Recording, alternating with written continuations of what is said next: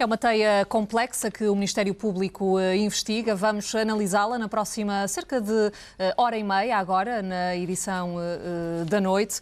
São nossos convidados o advogado Henrique Salinas, também o jornalista e editor de Sociedade do Expresso, Rui Gustavo, ainda o Rui Santos, jornalista e comentador da SIC, e o José Gomes Ferreira, diretor adjunto da SIC. Boa noite a todos, sejam bem-vindos. São 12 arguídos neste processo. Há aqui dois mais relevantes, o juiz Rui Rangel e também o presidente do Benfica, Luís Filipe Vieira. Rui, deixa-me começar por ti, porque os últimos tempos têm sido de muito foco em Luís Filipe Vieira. Ainda ontem ouvíamos o advogado do Benfica, João Correia, acusar o Ministério Público de parcialidade. Ele dizia qualquer coisa como... há uma opção parcial e parcelar de alguns setores do Ministério Público em relação ao Benfica. Mas é possível, neste processo, dissociar Luís Filipe Vieira, cidadão arguído, e Luís Filipe Vieira, presidente do Benfica? Boa noite a todos. Eu penso que, inevitavelmente, não se pode dissociar, quer dizer, em função de tudo aquilo que tem vindo a lume, não apenas em relação a este caso, mas fundamentalmente em relação a outros casos. E, designadamente, no denominado caso dos e-mails, eu acho que nós devemos fazer uma destrinça relativamente ao posicionamento de Luís Filipe Vieira neste caso, em que, digamos que o personagem central é claramente Rui Rangel, mas nós percebemos que há, neste caso também, um conjunto de pessoas que estiveram ou estão ligadas ao futebol e ao Benfica em particular. E, portanto, para mim, a relevância em relação digamos, ao posicionamento de Luís Filipe Vieira em todo este processo tem mais a ver com aquilo que se está a passar designadamente em relação a outros processos. Porque, inevitavelmente, se chegar à conclusão que Luís Filipe Vieira, não tendo nada a ver enquanto presidente do Benfica relativamente a este processo, inevitavelmente, em função das consequências, a sua imagem sairá naturalmente comprometida. Mas, enfim, dizias aí se provar que não tem nada a ver com o facto de ser presidente do Benfica, mas pelo menos o que sabemos, as suspeitas em relação a Vieira é de que ele terá oferecido a Rangel até mesmo um lugar na direção do Benfica ou numa futura universidade do clube, a troco da tal intervenção favorável do juiz num contencioso fiscal. Portanto, isto envolve Luís Filipe Vieira enquanto presidente do Benfica. Claro, evidentemente, se isso se provar, nesse caso, estamos a falar de uma situação que compromete o presidente do Benfica e o próprio Benfica. E certamente que isso terá consequências ao nível do futuro, não apenas de Luís Filipe Vieira enquanto dirigente e enquanto presidente do Benfica, mas também em relação ao próprio Benfica. Eu acho que é inevitável considerarmos que todas estas situações, independentemente daquilo que se apurar de facto, do ponto de vista judicial, que vai ter um grande impacto não apenas no futebol em Portugal, mas em tudo o que se relaciona com o futebol e não apenas com o futebol. Eu acho que é importante nós retermos esta ideia de que, e é uma reflexão que eu faço em permanência, que é o porquê deste poder inusitado do futebol que mobiliza tanta gente, que exerce tantas pressões e tantos condicionamentos. Eu acho que aqui resultam duas coisas. Em primeiro lugar, uma certa fragilidade das instituições à volta do futebol. E, em segundo lugar, o futebol cresceu debaixo, digamos, de um regime que se consolidou e que se instalou e que tem a ver muito com aquele princípio do movimento de autonomia desportiva. Portanto, este princípio de autonomia que faz com que o próprio futebol tenha as suas regras próprias, o seu próprio ordenamento jurídico-administrativo, faz com que a montante e, portanto, em termos daquilo que são as instituições gerais do país, que haja muito comprometimento, que haja muito condicionamento e que haja muita dificuldade em agir quando estão em causa dirigentes do futebol em Portugal, quando estão em causa clubes desportivos. Essa, para mim, enquanto cidadão, basicamente, é a minha maior preocupação. É perceber que sempre que está em causa um dirigente desportivo, e fundamentalmente um dirigente desportivo associado a um grande clube de futebol, ou um clube de futebol com a dimensão designadamente do Benfica, que parece que o país treme, parece que há muita dificuldade em se avançar. Eu tenho esperança, porque eu acho que isto tem muito a ver com o país que somos, em primeiro lugar, mas também tem muito a ver com aquilo que tem sido o futebol em Portugal.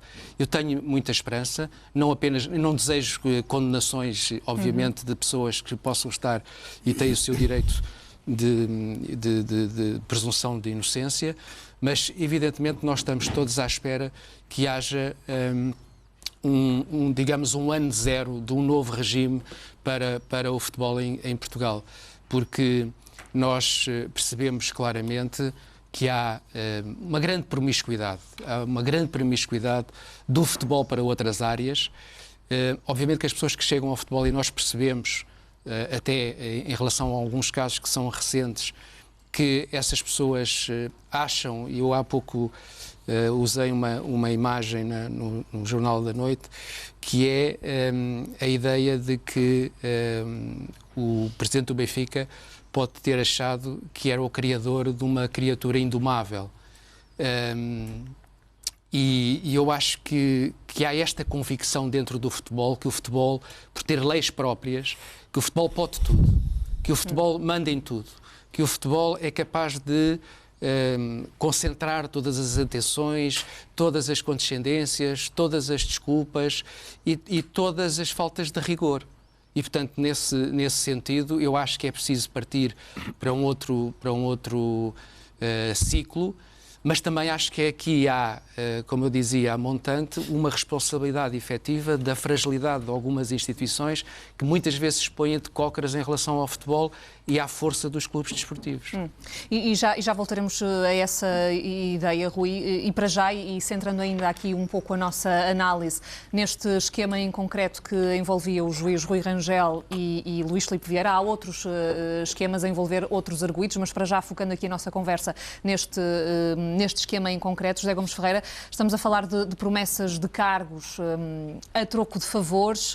Enfim, hoje ficamos a saber, através de um comunicado do próprio filho de Luís Filipe Vieira, que o processo em causa ainda está a correr no Tribunal Administrativo e Fiscal de Sintra. Diz respeito a uma declaração de IRS do próprio Luís Filipe Vieira e que o filho, Tiago Vieira, diz que foi liquidada. Queres explicar-nos um pouco melhor o que é que está aqui em causa neste esquema? Digamos que esse é apenas um dos aspectos particulares. É muito natural que os contribuintes tenham litígios com a administração fiscal e tenham entendimentos sobre quem é que deve a quem. E muitas vezes há diferenças enormes entre aquilo que o fisco reclama como pagamento devido pelo contribuinte e o contrário, aquilo que o contribuinte acha que o Estado lhe deve. Isso acontece na esfera individual e nas empresas, é do dia a dia, por isso é que existe contencioso e advogados bem pagos para defender os contribuintes e é legítimo de parte a parte haver essa defesa. Mas o que está aqui em causa é muito mais vasto que isso.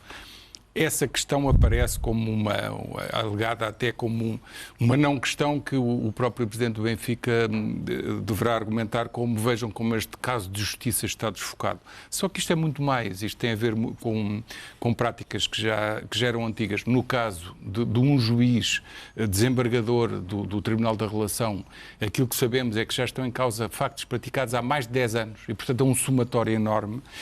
Temos um caso de um depósito de 300 mil euros na conta de um filho de um advogado que defende o juiz.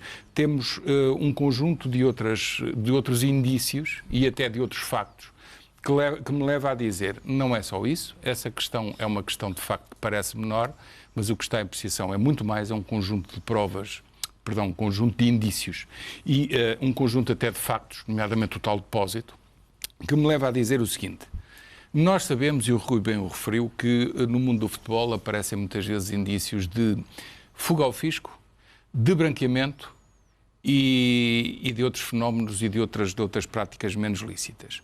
E acontece que muitas vezes a proximidade dos clubes de futebol com o sistema, com o aparelho judiciário, nós sabemos que às vezes há muita proximidade. E então nos meios pequenos, em que toda a gente se conhece, isso existe. Mas pela primeira vez aparece um grande caso em que é um juiz, que é um juiz do Tribunal da Relação, em que há uma outra juíza, em que há advogados, em que há, reparem nisto, presidente, e não é só presidente, é vice-presidente do Benfica, um antigo dirigente da Federação Portuguesa de Futebol. E, portanto, nós temos aqui um caso que leva as pessoas a pensar, espera lá, mas isto não é só uma questão de branqueamento ou de fuga ao fisco no futebol. Isto é algo que toca no coração do seu aparelho judiciário. E, portanto, se as pessoas acham que já há corrupção a nível local, a nível regional, em ministérios e em governos regionais, a nível político, a nível central e nos ministérios, então e agora dentro do aparelho judiciário aparecem pessoas destacadas também suspeitas disto. Eu acho que isto deve levar a que quem tem o poder de investigar confira celeridade especial a este tipo de casos, porque as pessoas perguntam se é ali, é no resto e em grande escala. E isso não se pode deixar que aconteça. As instituições têm que funcionar. E eu acho que este caso tem especial gravidade por isso. Depois a questão desportiva. Eu diria que não há aqui grande margem para dirigentes desportivos dizerem que estão a atacar o meu clube. Não há. Porque o que está em causa são comportamentos individuais de várias pessoas. Acontece uma coisa. É que está em causa o presidente, a atuação do presidente e do vice-presidente, e não só, de um grande clube. E é evidente que é a atuação em casos que podem ser específicos. Mas eles representam uma instituição. E não me venham com a conversa daquele ministro que diz eu agora falo em nome individual. Ele é ministro. E neste caso ele é presidente. E acabou. É que não há outra forma de ver isto. Ele representa a instituição para o bem e para o mal. E se teve comportamentos questionáveis, eu não digo condenáveis porque não sei, mas se teve comportamentos questionáveis, não venham dizer que isto é uma cabala. Investigue-se, é o que eu acho. E, portanto, este caso é muito maior do que se quer fazer crer. Eu costumo dizer que quando aparece uma investigação que envolve gente importante e interesses importantes, aparece invariavelmente alguém a dizer que a justiça está desfocada e não funciona bem e que funciona cada vez pior. E isso significa que há advogados que querem defender quem é suspeito e estão a fazer o seu trabalho, mas não nos deixemos iludir com esta cortina de fumo. Alguém tocou em interesses elevados e, portanto, agora aparecem dizer que é uma cabala. Eu acho que se deve investigar de forma célere. Eu vou dar a palavra aqui muito rapidamente ainda ao Henrique Salinas e também ao Rui Gustavo, ainda antes de partirmos para um outro momento aqui em estúdio de rescaldo do jogo da jornada 20 que decorre esta noite entre o Sporting e o Vitória de Guimarães. Já lá vamos fazer esse rescaldo, interromper momentaneamente este debate para fazer o rescaldo desse jogo, mas ainda temos tempo para ir aqui à conversa muito rapidamente, quer com o Henrique, quer também com o Rui Gustavo. Henrique Salinas, neste esquema concreto que envolve Vieira, e pelo que sabemos, estamos a falar de um processo que ainda decorre no Tribunal Fiscal de Sintra, ou seja, quão difícil é provar que houve, por exemplo, uma tentativa de compra da decisão de um juiz? Nestes processos, realmente, a questão da prova é sempre uma questão muito complexa. Estamos a falar ou poderemos estar a falar, eventualmente, neste tipo de factos, que não sabemos ainda em rigor o que é que poderá estar aqui em causa. O que temos são notícias dos jornais, enfim, poderá ainda haver algumas surpresas. O que eu poderia dizer é que, efetivamente, neste tipo de situações, a prova é sempre uma prova muito delicada. Tradicionalmente poderá haver uma prova por escutas telefónicas, eventualmente as já famigeradas mensagens enviadas por correio eletrónico, mas não é por acaso que eventualmente é uma situação ou com contornos que já se conheceriam há algum tempo, há bastantes meses, e apesar de tudo, quem está a investigar sentiu a necessidade de proceder a buscas em série, pelo menos de acordo com aquilo que foi divulgado pela comunicação social. Portanto, estamos ainda, ao que tudo indica, numa fase um pouco embrionária. Também não há grandes garantias quanto à certeza daquilo que poderá estar a ser investigado ou sequer em relação àquilo que já terá sido apurado. Mas sabemos que as suspeitas principais que recaem sobre o juiz Rui Rangel são essas, é de que terá aceitado, no fundo, proferir determinadas decisões ou tentar influenciar determinadas decisões judiciais a troco de alguns favores. Favores ou até mesmo dinheiro, património imobiliário. Nesse aspecto, por exemplo, quando envolve dinheiro ou património imobiliário, é mais fácil, eventualmente, fazer aqui uma relação. Quando estamos a falar de favores ou promessas, neste caso, por exemplo, um dirigente desportivo de um cargo num determinado local, é mais difícil. Sim. Aqui apenas duas notas. Nós, neste momento, é um bocadinho ao contrário do que costuma acontecer no processo penal. No processo penal, nomeadamente o juiz, numa sentença, parte de factos que já estão apurados, portanto, que julga comprovados, e vai ver se eles correspondem ou não, se estão previstos num determinado tipo legal de crime. E se concluir que sim, então condenem pela prática desse crime. Nós aqui o que sabemos, mais ou menos de fonte segura, tendo em conta os comunicados públicos que foram feitos ontem, é um bocadinho ao contrário do que é habitual. Nós sabemos quais são os tipos legais de crime, mas não sabemos bem os factos que eventualmente poderão lá encaixar ou não. Portanto, resta saber se esses factos vão ser julgados, provados ou não, no final do processo. E, portanto, temos que aguardar. E, portanto, eu penso que as pessoas têm um bocadinho avançado com situações, aquelas que serão eventualmente as mais plausíveis e que podem encaixar nos tipos legais de crime que têm sido divulgados pelo Procurador-Geral da República. Agora, saber com toda a certeza se são essas ou não aquelas que estão a ser investigadas agora, ou se eventualmente poderão aparecer outras, ou se são até um bocadinho diversas aquelas que estão na origem disto tudo, eu penso que é um bocadinho prematuro. Agora, dir-se-á, em geral e em abstrato, se um magistrado recebe dinheiro para proferir uma decisão contrária ao direito, de facto temos aqui, sem dúvida nenhuma, podemos ter um tipo legal de crime, ou corrupção, ou de prevaricação.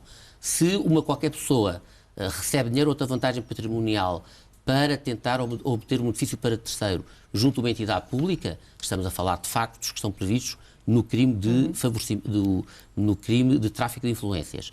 Mas, quanto aos factos concretos, penso que ainda é um bocadinho prematuro.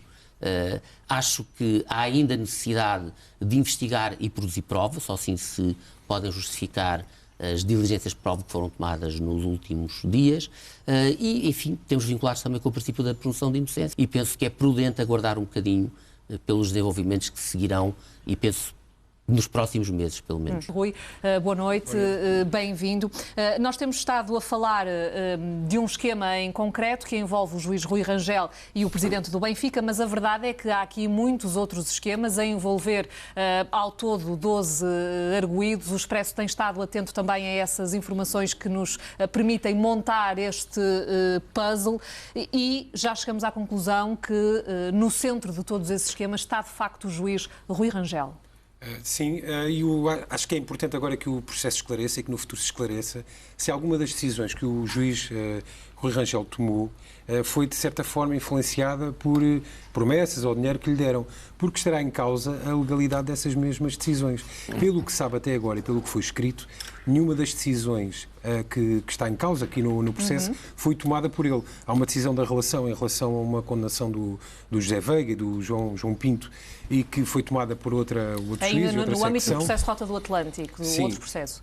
Não, esse processo tinha a ver com uma fuga fiscal quando foi julgo que a ida do João Pinto do Benfica para o Sporting. Eles tinham sido todos condenados em primeira instância, recorreram para a relação só manteve a condenação do João Pinto e todos os outros foram absolvidos. Se o Rui Rangel não teve influência direta nessa decisão, o caso não era dele, mas será que tentou influenciar junto dos colegas? Algum dos colegas se queixou do facto de ele ter tentado influenciar? Eu acho que é essa parte que falta perceber, porque pode estar em causa decisões já tomadas e que ficam em crise se ficar provado que ele teve alguma influência nessas Porque há pouco falávamos desta situação em concreto que corre ainda no Tribunal de Sintra e que envolve Luís Filipe Vieira. Este processo ainda está em curso, portanto ainda não houve nenhuma decisão. E mais uma vez o Rui Rangel é desembargador na relação de Lisboa, não tem qualquer influência direta sobre um processo que está no Tribunal Administrativo e Fiscal de Sintra. A influência dele, ou ele pelo menos prometeu ter influência, seria falar com os colegas. Falou ou não falou? Essa é que é a parte que eu acho que é muito importante esclarecer. O Expresso hoje trazia também uma informação que tem a sua relevância, dava conta da possibilidade da juíza Fátima Galante, que também é arguída neste processo, estar a caminho do Supremo Tribunal de Justiça. A nomeação dela ia ser feita no dia 6 de fevereiro, na próxima reunião do Conselho Superior da Magistratura, portanto preenchia os requisitos, ia ser nomeada, e só não é nomeada porque, entretanto, é arguída neste processo. E de acordo com o que é com o Estatuto dos Magistrados, o facto de ser arguída suspende, portanto, trava a nomeação dela para o Supremo. Portanto, estamos perante, não é um juiz qualquer, é alguém que ia ser conselheiro a chegar ao topo da hierarquia da carreira dos juízes. E a proximidade dessa nomeação pode, de alguma forma, ter precipitado também esta investigação do Ministério Público? Não sei, pode ter sido só uma coincidência. O facto da Ministra ter dito que a Procuradora não ia renovar, o facto de agora, de repente, temos um dia com montes de notícias do Ministério Público com ações, é que foi ontem. No dia de ontem foi o caso dos ex-secretários de Estado, do José Magalhães e do Conde Rodrigues, foi o caso dos cheques da Segurança Social, foi o caso do Benfica. Assim, de repente, houve um enorme excesso de atividade por parte do Ministério Público. Também, se calhar, foi só coincidência. Desculpa interromper, mas ontem nós, SIC, tivemos informação de uma fonte judicial que nos disse que claramente havia um acelerar deste processo por causa dessa proximidade da graduação. Estava graduada para ir... Também o juiz Rui Rangel está graduado, está na graduação, mas está muito mais longe. Esse está muito mais longe. Mas Fátima Galante estava mesmo próxima. Sim, e que terá sido essa a situação que vocês noticiam, mas ele dizia claramente que terá sido essa situação que terá desencadeado a operação mais rapidamente até do que poderia ter vindo a ser feita. Portanto, havia claramente a intenção de que não chegasse à situação de já estar no Supremo, porque ainda era muito mais complicado. Mas, enfim... Mas sobre isso aqui o Henrique Salinas poderá elucidar-nos também sobre isso. Seria ou não mais complicado uma investigação à juíza Fátima Galante se ela estivesse já como juíza no Supremo?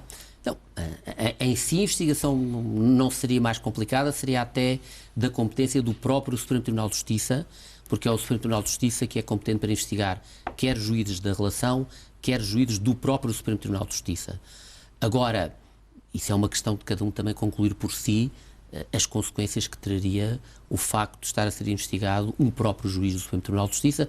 Penso que é suficientemente grave ser um juiz desembargador do Tribunal da Relação, mas eventualmente... Sim, 2 neste caso, não é? 2, não é? 2, mas eventualmente não posso fazer aqui qualquer juízo sobre o que é que poderá ter estado na origem do timing desta mesma operação, mas de facto ela poderá ter tido esta consequência de se evitar o ingresso desta senhora magistrada no próprio Supremo Tribunal de Justiça. Se foi deliberado ou não, não sei. A nível de investigação, creio, investigação concreta que não iria prejudicar assim tanto, do ponto de vista de prestígio das instituições.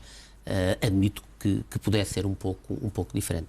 E em relação a esta questão que o Rui Gustavo levantava aqui, o facto de estarem aqui em causa decisões tomadas por outros juízes, que não propriamente Rui Rangel, bem, isto pode levantar aqui um grande problema, que é o de ter de se verificar em muitas decisões judiciais se terá havido ou não algo que seja contrário à justiça. Até mesmo burocraticamente isso é complicado.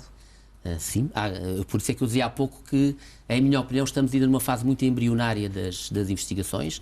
Tudo isso vai ter que ser apurado em concreto e, de facto, se concluir que houve alguma decisão judicial que foi tomada através da prática de um crime, ou seja, em virtude da contrapartida do recebimento de uma determinada quantia, essa mesma decisão judicial pode ser anulada, pode ser revogada, ainda que seja, por exemplo, até uma absolvição. É dos poucos casos manifestamente excepcionais em que a nossa lei permite a revisão, a revogação de uma decisão já transitada em julgado, ainda que favorável ao arguido, portanto, ainda que seja uma decisão absolutória. Cabendo, neste caso, ao Ministério Público o ónus, a iniciativa, a legitimidade para o fazer. Mas, enfim, para isso é preciso, primeiro, que haja uma sentença que efetivamente julgue que outro juiz praticou um crime ao proferir uma sentença. Estamos ainda, obviamente, muito longe de chegar aí, mas se isso acontecer, essa sentença que tiver sido proferida nessas condições pode efetivamente, nos termos da nossa lei, ser revogada. Sendo que o facto de não haver mais nenhum juiz arguido leva a supor que o juiz Rangel alegadamente prometeu influenciar, mas na verdade provavelmente não fez nada. Portanto, recebeu para prometer influenciado, mas depois não terá feito nada, porque senão, e pelo menos eu a pensar, haveria mais juízes arguidos. Arguidos, não é? Ou então não, porque também se podem ter queixado... Mas podem ainda ser constituídos, não é? Ou dizer que, olha, ele tentou-me influenciar, não mudou em nada a minha decisão, mas de facto tentou alguma coisa. E então, nesse caso, não podia ser arguido porque não fez nada de mal. E puxando aqui a conversa ainda para a questão do futebol, Rui Santos... Não deixa de ser curioso que estejamos aqui a falar de um processo que envolve dirigentes ligados ao mundo do futebol, mas que, à partida, são situações que não têm propriamente a ver com a questão futebolística, porque nós temos assistido a muitos processos, enfim, o apito dourado, por exemplo, em que há questões estritamente ligadas ao futebol. Aqui é diferente. Aqui é diferente e essa distinção importa realizar. E, aliás, eu acho que deve ser de elementar cuidado dizer-se que o Benfica, a instituição Benfica, deve estar acima de todas estas situações, no sentido em que devemos preservar o nome, a integridade das instituições, mas evidentemente que temos que começar a perceber que há aqui um conjunto de indícios, de comportamentos, etc., que podem pôr em causa o próprio presidente do Benfica. E nesse sentido, o que eu acho é que, e independentemente deste processo em concreto, eu acho que há um conjunto de comportamentos relacionados com a presidência de Luís Filipe Vieira nos últimos tempos que podem pôr em causa aquilo que podemos chamar o vieirismo. Isto é, acho que o vieirismo se pode, digamos, dividir aqui em dois ciclos completamente diferentes. Um primeiro ciclo em que Luís Filipe Vieira teve que remendar algumas situações herdadas do passado e teve manifestas dificuldades para resolver algumas questões deixadas designadamente pela era Vale Azevedo, e um segundo momento em que claramente Luís Filipe Vieira começa a desenvolver uma estratégia que é uma estratégia, do meu ponto de vista, de captação de um conjunto de simpatias e mais aquilo que se verá no futuro.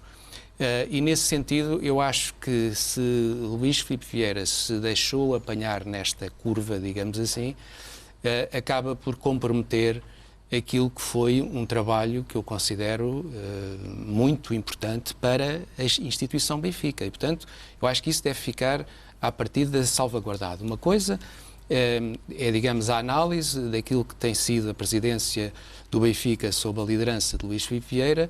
Outra coisa são, claramente, sinais, indícios, comportamentos desta última fase. E parece-me que estes sinais e estes indícios são altamente preocupantes. São altamente preocupantes para... E não levam a questionar a outra fase que tu falavas? E que levam a questionar, obviamente que levam a questionar, nós não sabemos depois a dimensão real... Para os próprios adeptos do Benfica. Os adeptos do Benfica... Isto é um assunto que é encarado de que forma? Sara, isto é assim, o futebol, e por isso é que eu tenho manifestado muito em relação a isso, o futebol é realmente um mundo à parte. É um mundo à parte e tem sido um mundo à parte.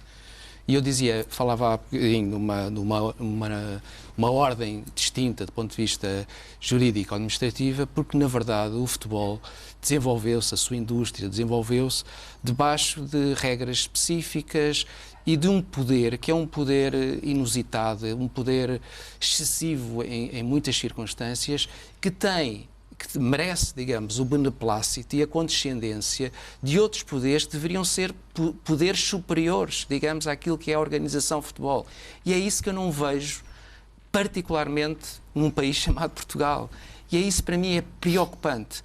É evidente que, quando nós percebemos que há um juiz desembargador envolvido numa circunstância destas, evidentemente que eu acho que a magistratura deve ficar preocupada. Acho também que o país deve ficar preocupado, mas porque o cidadão comum tem, digamos, dos juízes a ideia que são uma espécie de últimos guardiões, enfim, uma coisa tão importante como a justiça. Mas também tem, obviamente, as suas preferências, e neste caso estamos a falar de um juiz, por exemplo, claro que tem uma ligação ao Benfica. E por isso é que é preocupante. Não deveria existir esse tipo de ligação? Não devia, obviamente não devia. E por isso é que eu sou adepto e tenho defendido este princípio, que é muito importante haver recato de figuras que deveriam estar, como acontece com os juízes, não é? Deveriam estar numa posição, em termos daquilo que é a sua capacidade decisória, absolutamente descontaminados. Mas para isso seria possível, ou seria melhor ter aqui regras específicas, uma espécie de código de conduta para os próprios juízes? Eu penso que pode passar por aí, como passa, por exemplo, em relação à classe política e aos titulares de lugares do Estado, nomeadamente governamentais, e sobre isso há uma discussão em aberto, mas eu defendo exatamente isto, que é, quer dizer, eu tenho defendido que no futebol as pessoas que têm a capacidade de decidir, e estamos a falar, nomeadamente, de lugares que têm a ver, por exemplo, com a arbitragem, com o setor da arbitragem, da disciplina, têm que ter cuidados especiais em termos do seu comportamento. Não é por acaso que há muito pouco tempo se fez a alteração dos regimentos do Conselho de Justiça, por exemplo, para que os seus membros não aceitem convites para estar nas tribunas presidenciais. Eu acho que isto é fundamental, porque durante muitos anos isto foi um regabof. Foi um regabof. Eu não sei se lhe chamo tráfico de influências, outra coisa qualquer. Foi um regabof. E as pessoas habituaram-se a este registro. E, por outro lado, acho que os dirigentes desportivos colocam-se na posição de detentores do tal poder excessivo que são capazes de controlar e condicionar tudo. E, portanto, é este modelo, é este regime que importa sobre ele refletir e perceber o que é que anda a fazer o Estado, por um lado, e realmente aquilo que é preciso fazer, nomeadamente no domínio do futebol. E no domínio do futebol é preciso dar condições às pessoas que têm capacidade decisória para decidir em condições de isenção absoluta, que é uma coisa que não acontece. Esses órgãos estão debaixo da tutela dos clubes, da pressão dos clubes, da influência dos clubes, vida é caso de arbitragem, vida é caso de justiça desportiva, e é isto que tem que acabar. Agora, tem que se refletir sobre os caminhos, como é que é possível, se a organização jurídico-administrativa é condicionada por aquilo que são os ditames das grandes marcas, no fundo são marcas como internacionais, como a FIFA e como a UEFA, como é que isto é compaginável com aquilo que tem que ser a autonomia, a independência dos órgãos de soberania? E é este casamento, que é um casamento extremamente difícil, no qual há uma parte, que é a parte que devia estar, desculpem-me a expressão, por cima, que está por baixo. Isto é, o futebol domina tudo, o futebol contamina tudo. E, portanto, isto é preciso ser refletido para as pessoas terem capacidade de decisão no futebol, dentro do futebol, mas também fora dele. E por isso é que eu acho que em todas as circunstâncias, em todos os dossiês relacionados com o futebol, o Estado é fraco. O Estado não deve intervir em nome da obediência do tal princípio da autonomia do movimento associativo, que está consagrada por lei, mas em circunstâncias especiais deve intervir. Deve intervir. E é isto que não está a acontecer em Portugal. Porquê? Por medo, por a ideia de que o futebol dá votos. E dá. Não é? E eu isso tenho algumas dúvidas, José Gomes Ferreira. Eu tenho algumas dúvidas disso. Eu acho que isso também é um sofisma que se criou. Depende de alguns dirigentes e da maneira como se comportam perante a sociedade. Houve já um conjunto de políticos, estou-me a lembrar de alguns autarcas, que já desconstruíram um bocadinho essa ideia. Os autarcas que seguem aquilo que nós chamamos o compliance, que é, seguem aquilo que deve ser a sua responsabilidade perante a própria sociedade. Mas há outros que não. E outros que não, e a maioria não. Sim. E a maioria é verdade que não. E, portanto, eu acho que nós estamos num ponto em que importa refletir isto tudo. Isto é, as pessoas têm que refletir também sobre o seu papel, sobretudo as pessoas que estão em lugares de decisão importantes e que têm que estabelecer uma distância importante, crucial, em termos daquilo que é um poder tentacular dos clubes. Pode ser por aí, José Gomes Ferreira, até mesmo pela criação de regras, de conduta? Claro. Eu ouvia o Rui e estava a lembrar-me do seguinte: põe-se a questão dos advogados de poder haver ou não incompatibilidades em relação ao exercício do cargo de deputado. E põe-se bem a discussão. Eu não defendo liminarmente que não devem ser deputados, defendo que em algumas circunstâncias não devem ser, mas, princípio geral, tenho dúvidas. Agora, Eu vejo magistrados ligados às sociedades, às associações desportivas e aos clubes e nos órgãos sociais. Vejo magistrados, vejo advogados e depois aparecem a defender os próprios dirigentes, aparecem a defender as empresas no sentido de clube como empresa, que é uma empresa que compra e vende, que faz negócio. E eu acho que há aqui uma grande zona de atuação do Estado no sentido regulador, independentemente da prestação de cada um, porque há gente boa na advocacia, nos clubes, isso tudo. Se me permitem, muito rapidamente, eu faço a seguinte análise e lembro-me bem do que eram aquelas discussões sobre o dinheiro do Totobola e o que foi aquela penhora do Estado das Antas, lembro-me daquilo tudo, e dos almoços e jantaradas dos dirigentes dos clubes com os magistrados do Ministério Público, acusador e acusado, lembramos disso tudo. E evoluiu-se pela positiva. Separaram-se as SADs dos clubes, portanto das associações, e houve muita gestão, e há muita gestão profissional, nomeadamente no Benfica, Sporting e Porto. Houve muita reestruturação de dívida e com buracos deixados nos bancos. Também é outra história que devíamos discutir muito sobre isso. Mas há um princípio de gestão profissional que até leva não só a terem bons resultados e no confronto com o exterior muitas vezes fazerem boa figura, como tornarem-se máquinas exportadoras de jogadores que depois rendem dinheiro para o país, porque o saldo, corrijam-me se estou errado, mas é claramente positivo no sentido de vendermos mais do que compramos e de termos uma indústria exportadora. Sim. Tudo isso é notável. Agora, eu no fim deste percurso todo digo assim, mas é possível nós continuarmos a assistir a um clube português que compra um jogador lá fora por 10, diz que pagou 10, e o vendedor diz assim, não, eu pedi 7 e recebi 7. E onde é que estão os outros 3? E depois, na versão contrária, é que é um clube que vende por 10 e o comprador diz que pagou 13, onde é que está o resto? Isto continua a acontecer no nosso país. E, portanto, aqui o Estado continua a ter muito que fazer naquilo que é a colaboração com entidades offshore, por exemplo, claro, naquilo que é a verificação de património de dirigentes desportivos que na sua esfera pessoal não tinham muito e depois a reparecem com muito, naquilo que é levantamento de sigilo bancário. E não o faz porquê, José Gomes Ferreira? Por falta de coragem, como dizia aqui o Rui? Porque existe um efeito protetor, e agora vamos falar da parte menos boa. Falei da parte boa que os clubes têm, e gosto muito de futebol, não tenho clube, mas gosto muito de futebol, portanto que fique bem claro. Mas há uma parte menos boa que é o próprio exercício do cargo de presidente ou de vice-presidente de um clube dá uma certa proteção. Gostem ou não as pessoas que estão a ouvir. Dá uma proteção por inibição de comportamentos. Haverá pessoas do Ministério Público que pensam 3 vezes antes de ousar fazer alguma coisa contra o dirigente do clube da sua preferência. É assim, é da lei da natureza humana. E é mais do que isso. É que depois é isto transportado para uma análise uma discussão que nunca foi feita na nossa sociedade, e vou ser muito concreto, levou a que dirigentes desportivos tenham vindo da atividade empresarial, onde deixaram rastros de dívida enormes, que depois levaram a reestruturações de dívida que deixaram imparidades enormes no balanço dos bancos. E estou a falar de Luís Filipe Vieira, como toda a gente sabe.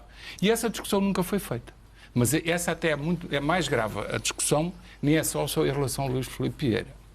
Em relação à discussão que a sociedade e a política não quis fazer em relação a quem deixou os empréstimos, portanto, as dívidas nos bancos, e depois teve que reestruturar ou não as pagou e deixou lá enormes imparidades. E a sociedade portuguesa e os políticos de todos os quadrantes, do CDS até ao Bloco de Esquerda, PSD, PS, PCP e Bloco, ninguém quis discutir isso. E ninguém quis discutir o rastro de dívidas que o Luís Filipe Vieira deixou nas empresas para onde passou e que ficaram nos balanços dos bancos. E isso eu acho mal.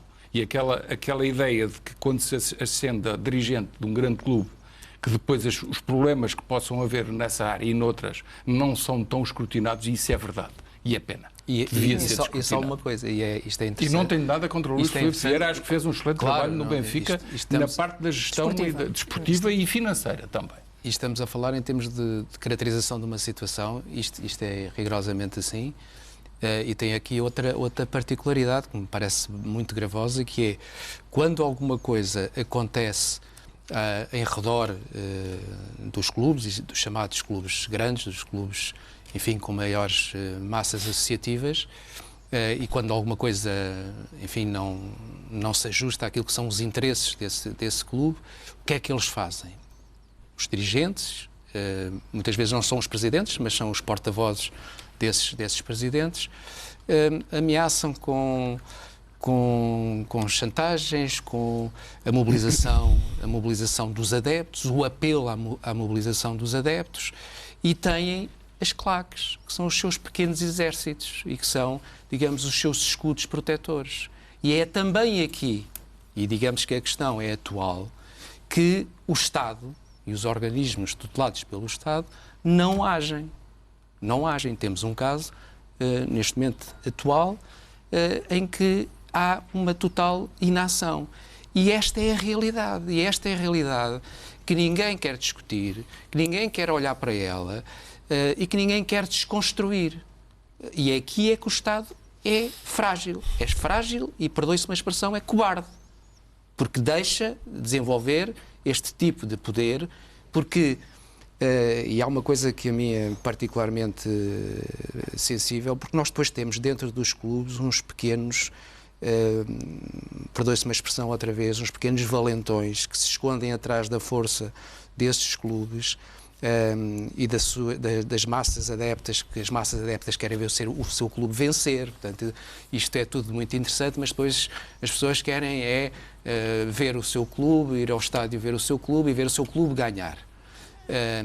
Mas estas são questões fundamentais do ponto de vista também do equilíbrio social e daquilo que deve estar subjacente à relação que existe entre os clubes e a sociedade.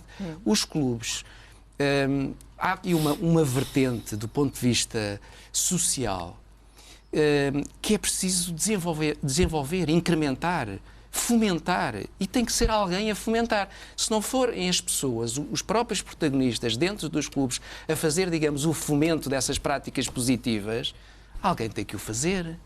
E onde é que está esse alguém? Não existe.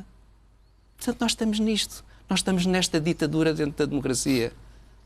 E isto é absolutamente inaceitável. Inaceitável num Estado de Direito. Absolutamente inaceitável. E eu que adoro futebol, toda a minha vida tem sido futebol, eu não me consigo conformar com este regime. Não consigo.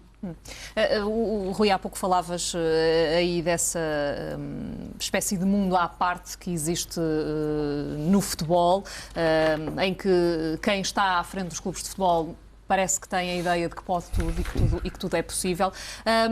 Eu não sei, Henrique Salinas, se de certa forma também há, por exemplo, na questão dos magistrados, essa ilusão de que há coisas que se pode fazer e que ninguém se vai chatear por causa disso.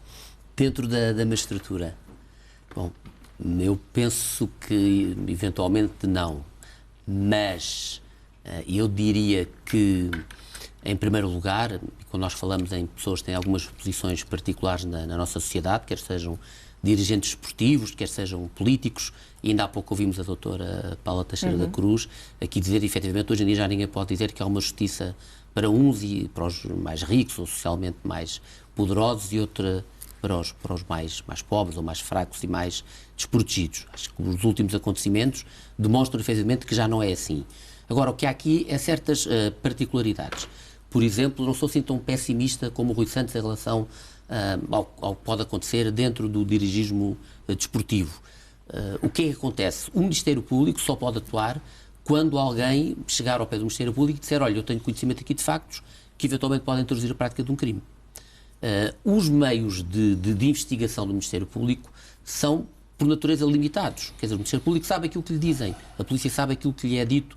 É muito difícil o Ministério Público surpreender alguém, algum dirigente desportivo, a desviar dinheiro que foi entregue para a venda do passe do jogador e que é desviado. Agora, isso depende muitas vezes da iniciativa, tem que partir da iniciativa dos próprios sócios desse mesmo clube. Aqui há uns tempos, e eventualmente sem que identificar nenhuma situações concretas, tínhamos a ideia e a percepção de que enquanto as coisas corriam bem no clube, nenhum associado, nenhum sócio ia propriamente denunciar o dirigente, embora pudesse haver ali algumas suspeitas de práticas menos regulares e menos lícitas. E eu acho que também aqui o ambiente está a mudar. E tenho a convicção de que, hoje em dia, se efetivamente chegarem ao conhecimento do Ministério Público suspeitas, indícios, participações fundadas de que houve alguma prática incorreta por parte de um dirigente do clube, eu acho que o Ministério Público vai atuar. E hoje em dia não terá digamos, alguma, não queria dizer receio, que acho que é uma palavra muito forte, não terá qualquer hesitação em fazê-lo. Mas pode, por exemplo, também dar-se o caso contrário e haver até mesmo uma precipitação. Temos discutido o que se passou na última semana no gabinete do ministro Mário Centeno. Pode Sim. haver também alguma precipitação do Ministério Público? Pode haver alguma precipitação. Nesse caso concreto, é um caso público que poderá estar a ser investigado. Eu penso que o problema tem mais origem na própria redação do tipo legal que está aí em causa, o já tão conhecido recebimento indevido de vantagem. O legislador quis adotar uma redação tão ampla desse tipo legal de crime que hoje em dia qualquer funcionário público ou titular cargo político que receba uma determinada quantia e que não seja o seu vencimento poderá estar envolvido num processo de crime em que seja investigada a prática do tal recebimento indevido de vantagem. O que eu penso aí é que o próprio tipo legal de crime não faz sentido. Com a amplitude que tem, não faz sentido. O legislador devia ter uma intervenção corajosa, a reconhecer isso mesmo, para que se acabem com situações, enfim, é aquilo que tem vindo a público, e agora generalizando, alguém que pede um bilhete de futebol, um titular de cargo político, ou um funcionário público, ver-se envolvido no processo de crime, acho que todos concordamos que isso não faz qualquer sentido. Mas hoje em dia é, efetivamente, uma interpretação possível e aquela mais imediata e mais direta da lei que temos. E, portanto, o Ministério Público aqui atua de acordo com aquilo que é a nossa lei.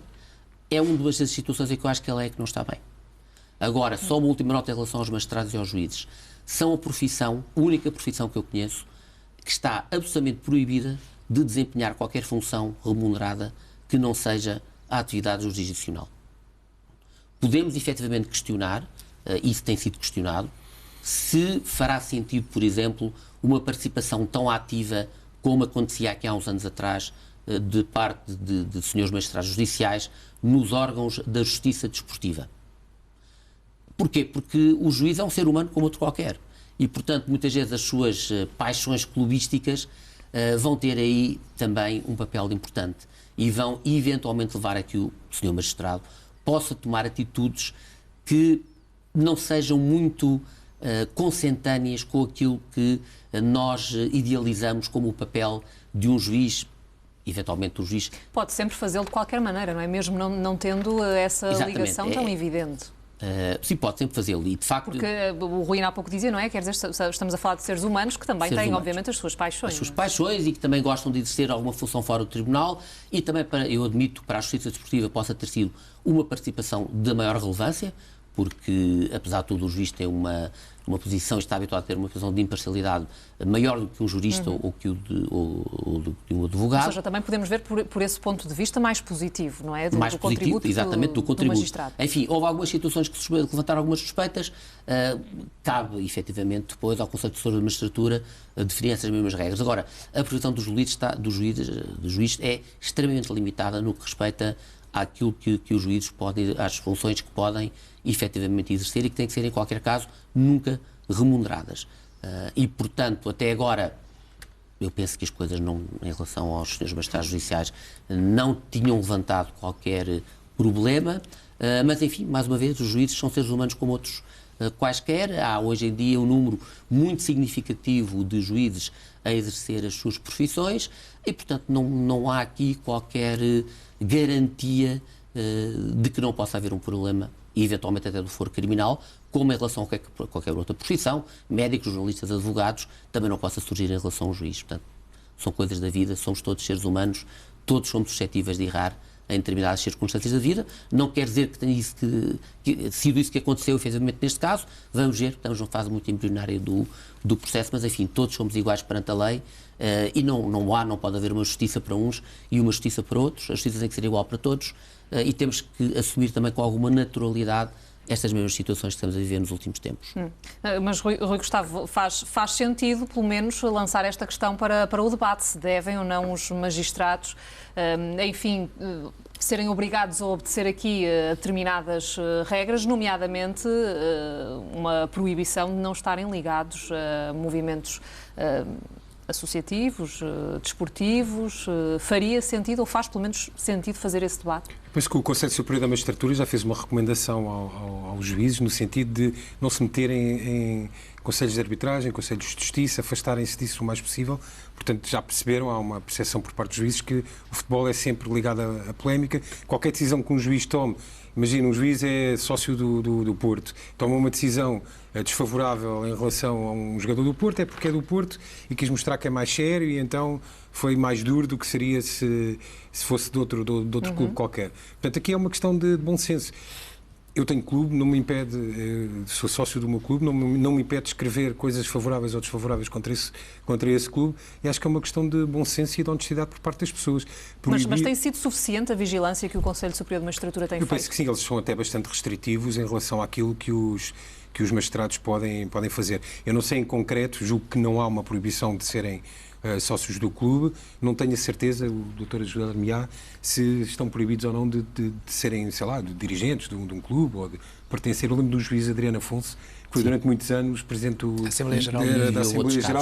Desde que não seja pago, pode ser. Sim. Continua a ser assim. Corpos sociais, nomeadamente o Conselho Fiscal, é relativamente... Mas podem ser dirigentes, pode ser direto. Podem fazer parte dos órgãos sociais. E corrijam-me se estiver errada, mas concorreu à presidência do Benfica. Foi a questão que eu achei que era negativa, ainda há bocado na minha posição. Eu digo mas Rui Rangel concorreu à presidência do Benfica. Sim, por isso mesmo, sendo magistrado.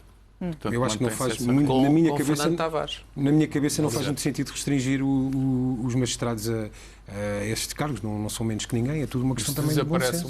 Se desaparece um processo em que tem que decidir sobre matéria que tem a ver com dirigentes desportivos, pode pedir a escusa, pode pedir escusa, e isso é suficiente? Então, se pede escusa, não vai decidir sobre o processo. Tem um colega ao não lado. Há problema nenhum, acho eu. Agora já estou a imaginar, tem um colega ao lado e vai falando com ele e tomando café e dizendo: é uma questão que pode surgir. Está bem, mas isso também pode surgir atualmente. Ele pode não, imagina, os juízes têm clubes, podem ser sócios de um clube, sabem que o colega está a tomar uma decisão qualquer sobre o clube, mas ser também pode tomar café com ele. Poder ser presidente da Assembleia Geral, administrador e responsável financeiro, se tiver conhecimento para isso, já toca numa... Ou até ligado à área desportiva, já toca numa outra dimensão.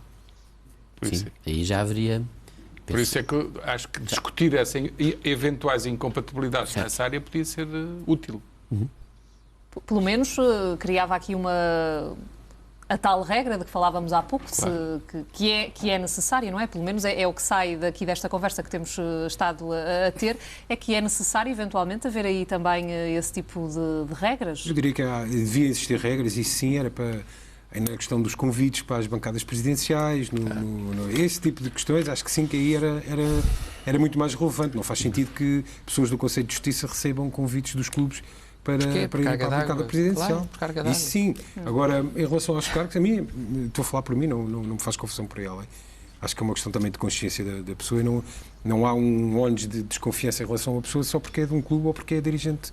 Não é dirigente, desempenha um cargo nesse clube. Mal comparado é como a história, e aqui isto é um bocadinho polémico, mas é a minha opinião, é como a história dos vouchers. Para mim, nunca fez sentido a existência de vouchers para as equipas de arbitragem, para observadores.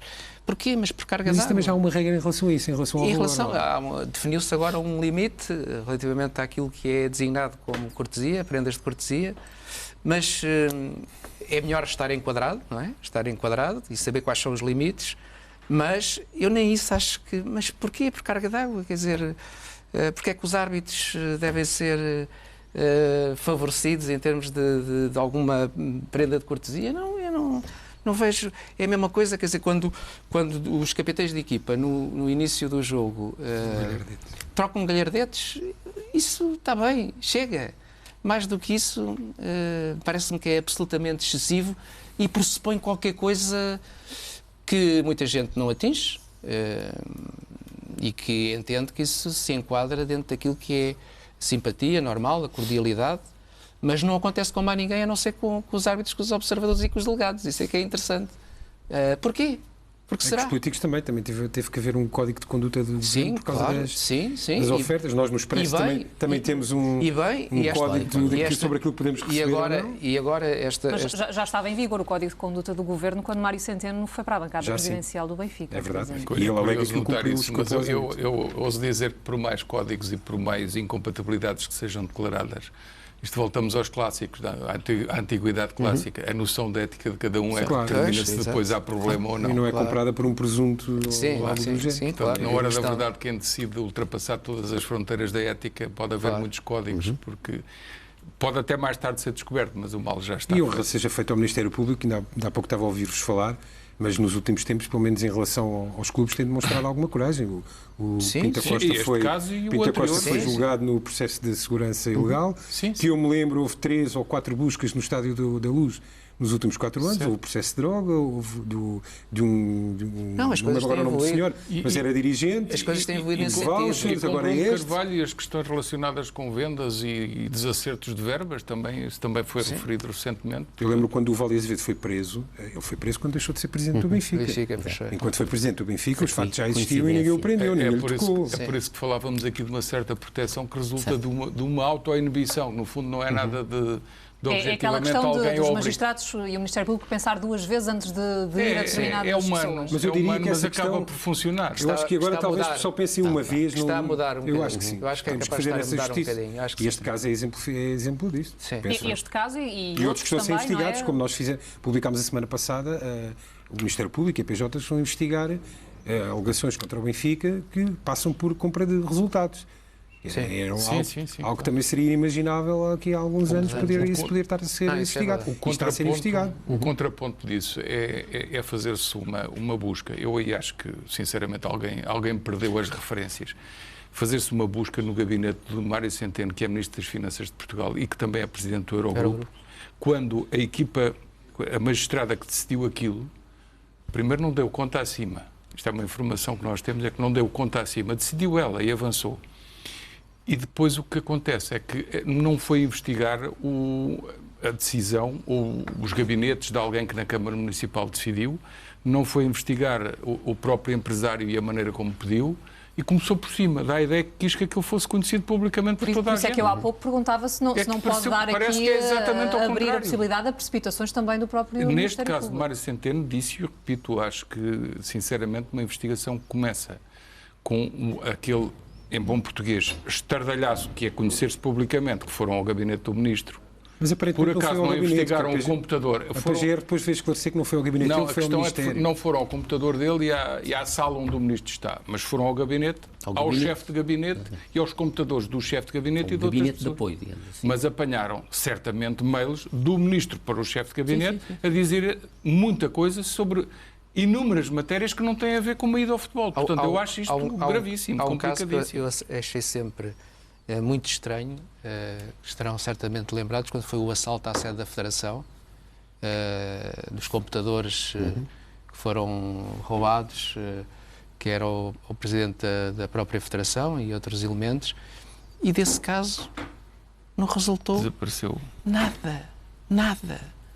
E eu acho isto estranhíssimo. Isso já foi há uns anos. Já foi, há uns anos largos, mas ficou sempre a dúvida se aquilo não foi um assalto ao poder do futebol português, se aquilo, quer dizer, dentro do assalto, se aquilo não correspondia também a um assalto ao poder do futebol português, e é um caso que ficou por explicar.